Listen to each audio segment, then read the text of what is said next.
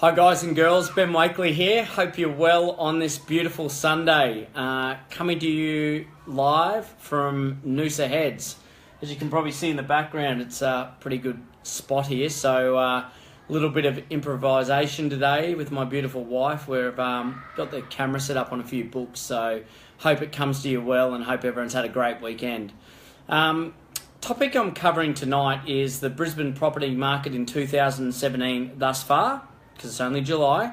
A few trends that I'm noticing, tips, and a few life lessons I've learnt this year and even probably over the last couple of years.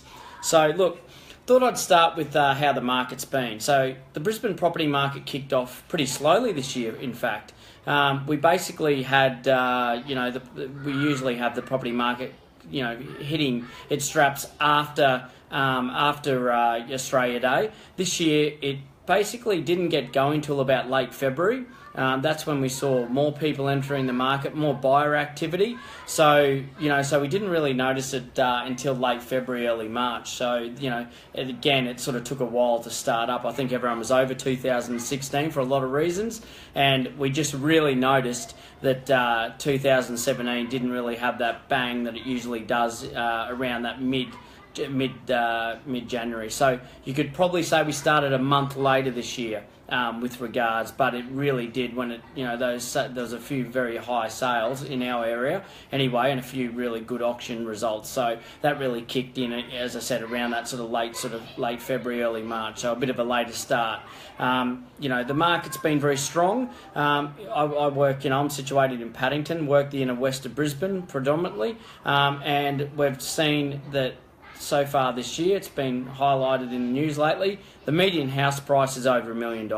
So that's been a great result of a lot of our sales in the area. So as far as the market goes, it's very strong. We've seen, that average sale price, really, and it might even keep going. And I've seen areas such as, I think Tenerife, or New Farm. I think it was Tenerife. It was over $2 million as a median house price. So there's been some strong activity up the top end. Other trends I'm noticing. Trends I'm noticing in the marketplace. Buyers are paying a premium for larger blocks. So that's blocks over, say even look in a city. If it's over 500 or 600 square meters, it's considered a larger block. So people are paying a bigger amount for a lot more for properties over 600 square meters especially. So that's one thing that's been very evident. Whereas in the last few years, as long as the property was all right, it didn't matter about the land size. So and the position was more of a player. But I'm finding that people will spread their wings a little bit wider to get to just get a larger block. So and it depends on the end product as well. But that's one of the trends I'm noticing. Another trend I've noticed. Excuse me, the investment market has slowed down a little bit. I think this is due to the fact with the banks, and I'll get onto that in a minute. The investment, we're seeing investors not really piling in too much into the property market. It's been more selling to owner-occupiers. Last year, I probably sold about 25 properties to interstate buyers agents and local buyers agents. This year, it hasn't been as much, and the people that they've been representing, the buyers agents that is, who we've got good relationships with, have been buying mainly for owner-occupiers. So I'm seeing the interstate investors slow down a little bit. That's one of the trends I'm noticing in the market at the moment. Other trends, position buyers. Position buyers have been very prominent. So I'm finding people are buying things that might tick 6 out of 10, 6 out of 10, and they'll buy that and they'll do the work to it. So position has been a very important thing as far as buyers are concerned, and not necessarily the property. Whereas over the last few years, what I've seen is people with looking to buy the house that isn't the position wise, but they're looking to buy the house, just based on what the house is, but it mightn't be in the best position. So, say it's a 4 or 5 bedroom, beautifully designed home, and beautifully done, but not in the best position. Whereas I'm seeing people basically step back a little bit, they want to be in the spot that they're in, so they might want to be in Rosalie, for example. They'll buy a house there that needs work, or one that doesn't need too much work, over one that might tick 10 out of 10 boxes that's a little further out. So position's been a big thing that's noticed this year. One of the other trends I'm noticing, one of the biggest market trends at the moment, and I believe will be happening for quite a few years, is the baby boomers. So people downsizing.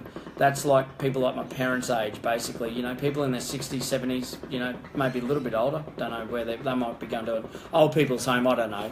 But I'm noticing they're buying, like nice big 3-bedroom units or townhouses like I'm selling at the moment. I'm selling a project at the moment with Hannah Bryan from HB Property Group, and we're going really well there with people looking for a good, high-end, quality product, not in a high-rise, a boutique development, and they're looking to downsize into a really nice sized 3-bedroom apartments or units. So as much as there's been a lot of negative feedback and a lot of negative press about units, this can realistically go towards the 2-bedroom units and the 1-bedroom units. So the smaller stuff, as you drive into Ann Street down, into the city, there's a lot of smaller units in there that, that's probably bringing that negative effect. So don't rule all the units in the same class as that.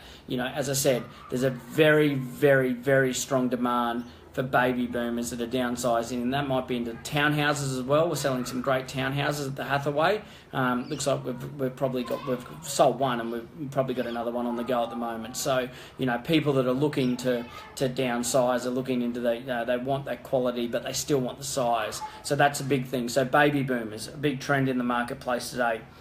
Okay, another trend I mentioned earlier, as far as going back to the investment. Lending's getting tight across the board, so it's getting tight with all aspects of property. People that might have been able to afford and buy a house last year can't afford one this year due to lending criteria. They're at the end of the day, their income mightn't change, their living expenses mightn't change, but what is happening in the marketplace, in the banking and the finance sector, is it's getting hard and their loans are getting denied. So it's one of those things that you've got to be wary of. You've got to go to the bank, make sure you get your finance sorted out, because I noticed between now and say a year ago, there's a dramatic difference in what banks are going to be lending you, or maybe your borrowing capacity. So you might be quite surprised if you haven't organised your finances in what people are actually looking to get a loan from the bank and the amount that they're looking to loan. Just gonna have a drink of water and getting a dry throat out here.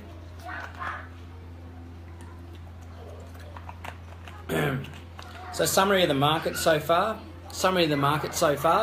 I think Brisbane has had good steady growth and will continue to have good steady growth. It's been about 4% or 4.2, I think, for the last 5 years. So say 20% over the last 5 years, where Sydney and Melbourne have had high fluctuations and high growth. Who knows? No one has a crystal ball where that's going. I only look, towards the next sort of 6 or 9 months. In the foreseeable future, I think Brisbane's pretty healthy, just through getting the number of the buyers that we're getting through the front door at open homes. The auction clearance rates are still sitting around the 50% mark, which is pretty normal for Brisbane. There was a few quieter weekends, but I think that was due to school holidays. So look, I think Brisbane's in a good place. I think the top end market's selling really well. Paddington, there was an article in the Courier Mail in yesterday's newspaper about the $2 million basically gets you a replacement value of properties at the moment. So at the moment, and in the foreseeable future, I see that higher end also bringing the lower end up as well. And as I mentioned earlier, the area that I service mainly in Paddington, at the end of the day, it's $1 million is the median house price. So to get something really, really nice, or to do work to something, you're in for $2 million. The next thing, and so what I'm trying to say there as well, guys, just buy and transact with confidence. I think Brisbane's in for a good steady rise. We've got the Com Games coming to Queensland next year. That always helps. Those events always tend to lean on a good stretch of growth. Okay, important things that I've learnt this year, and I guess I might have even learned them over the last few years. You won't go wrong doing the right thing. Now, there's a lot of things, a lot of people ask me, like I had a young guy message me 2 days ago saying, look, why do I, he loves, the content that we're giving out and the free renovation guides. And he said, why do you do this and why do you do it?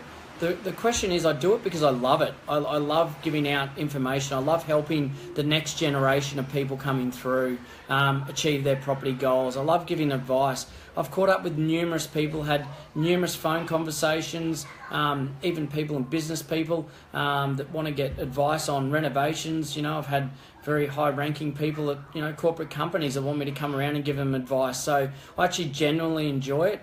It's a 7-day-a-week job.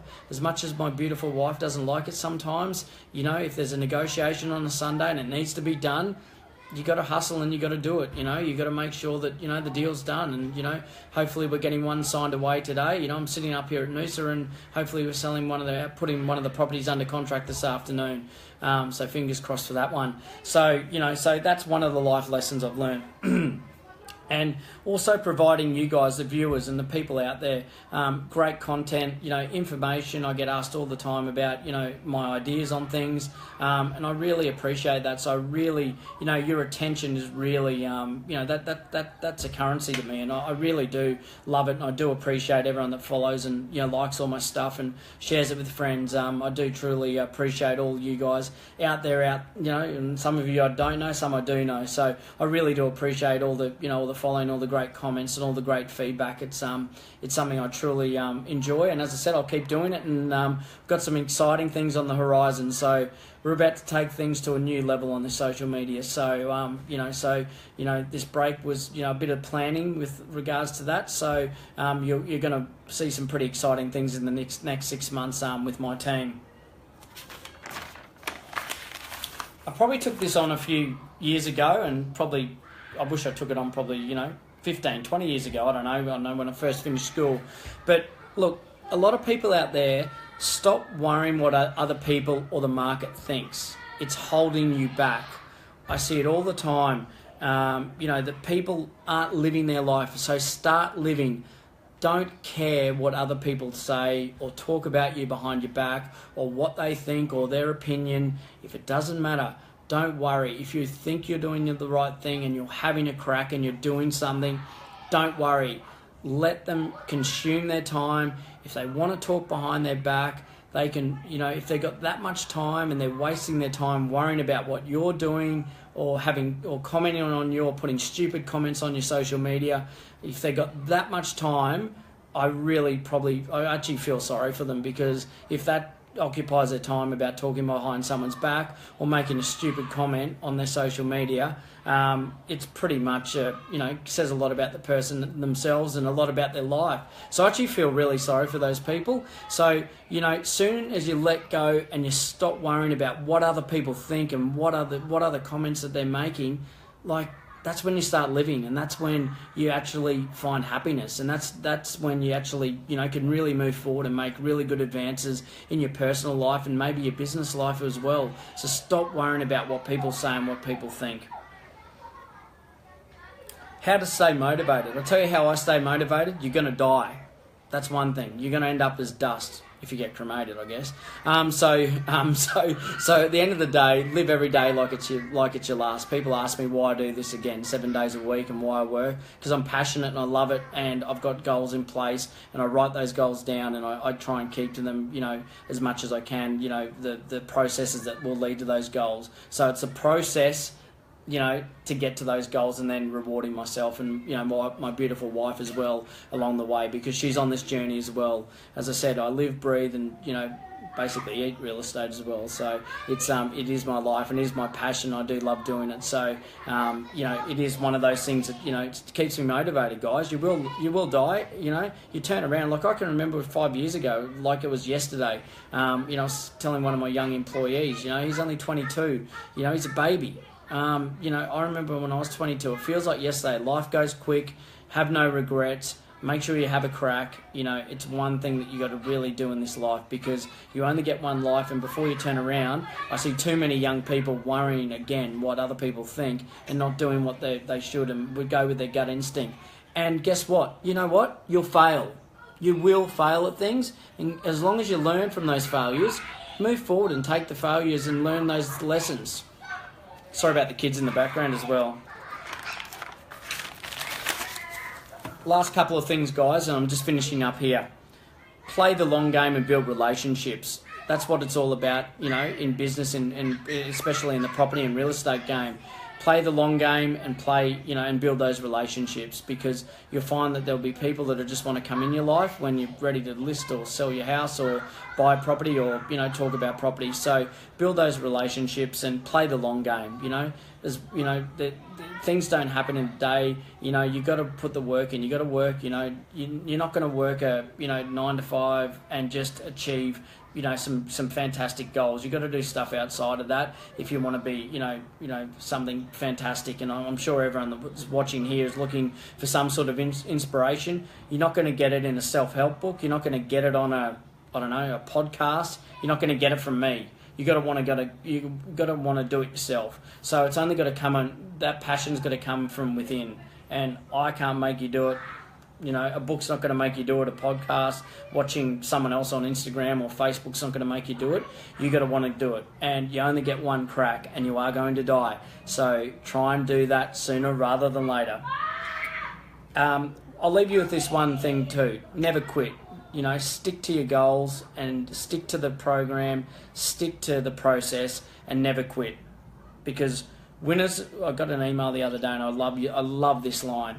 Winners are losers who tried one more time. So winners are losers who tried one more time. I love that. I think it's great. You know, Jeff Horn, we saw Jeff Horn last week. This time last week, you know, not many people knew Jeff Horn prior to, you know, this time last week, but everyone knows him now. And you know, there he is, a humble beginnings, a school teacher, you know, not living the high life, just training, had a common goal of, you know, in what he wanted to achieve. And you know, in that 9th round last week, the referee came up to him and asked if he had to show something or he was going to stop the fight. Now there's a fighter, there's a guy that just didn't quit. He just found an extra gear. You know, I know there was a bit of controversy and people think, you know, whether he won or not. Who cares? He actually won. He won. So he is a winner.